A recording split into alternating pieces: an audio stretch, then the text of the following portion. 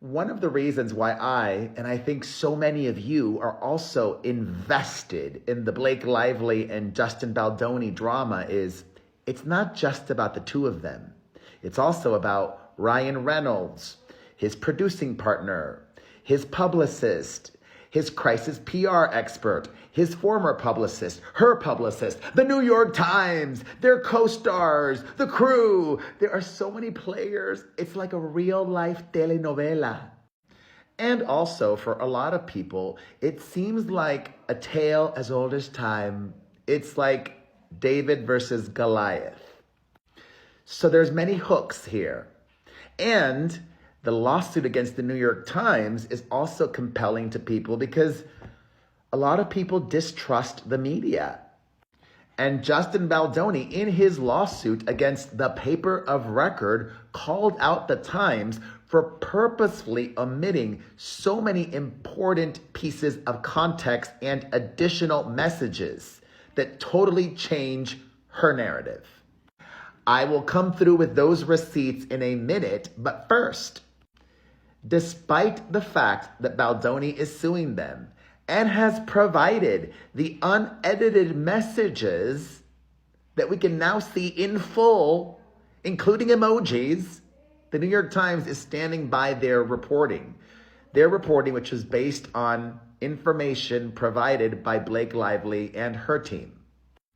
The Times has released a statement and they say, quote, "The role of an independent news organization is to follow the facts where they lead. Our story was meticulously and responsibly reported.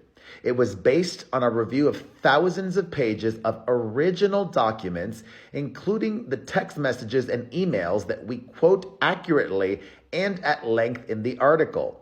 Pause. So if her team didn't purposefully edit the messages, then the Times maliciously withheld important pieces of the messages to make him look bad. Either way, it seems bad to me. How about you? The Times' statement continues. To date, Wayfarer Studios, his production company, Mr. Baldoni, the other subjects of the article, and their representatives have not pointed to a single error. We published their statement in full in response to the allegations in the article as well. We plan to vigorously defend against the lawsuit. Well, I'm happy to let you know the errors, according to Justin Baldoni and his legal team. For example, many of you recall the exchange between his publicist and the crisis PR expert, where his publicist texted the crisis PR expert a link to a Daily Mail article that read, "Blake Lively set to be canceled?" His publicist texted, "Wow, you really outdid yourself with this one." And that is what the New York Times published without the emoji that followed. The emoji that followed was the upside down happy face, which many people interpret to mean irony, sarcasm, joking, or a sense of goofiness or silliness, meaning the publicist knew that the crisis PR expert did not plant that Daily Mail article, because as they had talked, there was no need to, because they assert that they really did not plant any negative stories about her, that it was all organic. The New York Times published it without that emoji, and it made it seem like the two publicists, the publicist and the PR expert, were talking seriously and not sarcastically as it was meant to be. He calls this alteration and other instances in the New York Times' article criminal alteration. And also, after that quick exchange where she said to the crisis PR expert, "You really outdid yourself with this one," the crisis PR expert said, "That's why you hired me, right? I'm the best." There was even more after that where they were joking. None of that was included. Why not? I would understand not including it in print, but online, dump it all. If you have access to it all, you're publishing this online, include it all. Why didn't the New York Times include it all? I want full context, even if it's talking about going to the airport. Oh, but then she mentions going to the airport, joke. Like, they're joking around. I think that was important to know, the full context. Heading to the airport, there's a drive-thru in the jungle, blah, blah, blah, blah, blah. They're like joking. It's not about this smear campaign that he claims did not happen. The lawsuit also reveals that the New York Times omitted another critical piece of information from Melissa Nathan, the crisis PR expert, texting Jen Abel, his longtime publicist. Preceding this discussion that we just talked about, she said, responding to another article that was sent to her, "Damn, this is unfair because it's also not me. Everything now looks like it's me, maybe not to you." Let me read that again. This is unfair because it's also not me. Everything now looks like it's me, maybe not to you. Meaning the crisis PR expert is asserting she did nothing. All the bad press that Blake Lively got was organic. I could believe that. How about you? His lawsuit says it was Lively, not plaintiffs, who engaged in a calculated smear campaign against Justin. And they claim that the New York Times would have seen that if they truly reviewed the thousands of private communications it claimed to have obtained. In fact, his team asserts they never wanted to bury or destroy Blake Lively.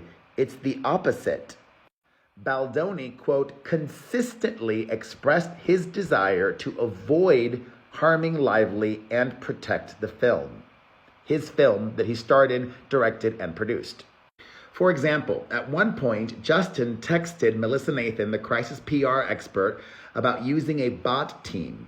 And he said, "How can we say somehow that we are not doing any of this? It looks like we are trying to take her down." He said that. And then his publicist chimed in, because there was a group chat, and Jen Abel said, "Things I'm more worried about is that we are planting these stories, which is not true, obviously." These were their private communications. His publicist asserted to him that they were not planting stories about her.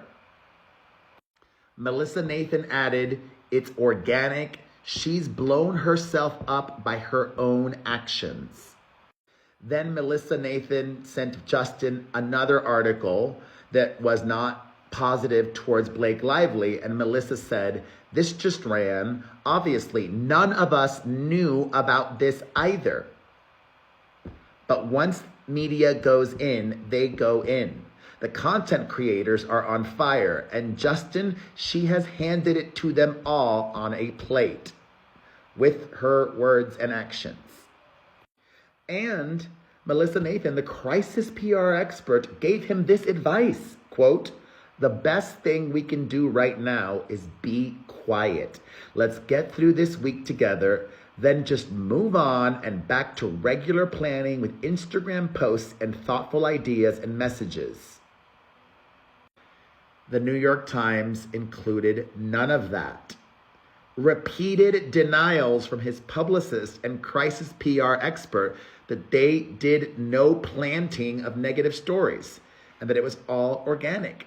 The New York Times included none of these texts. What the F? That's gross. The real question is, were those texts purposefully withheld from the New York Times by her team? Or did the New York Times choose not to share those critical pieces of information? Ooh, this story, I don't need telenovela. I got this. Thoughts on everything? Let me know in the comments section.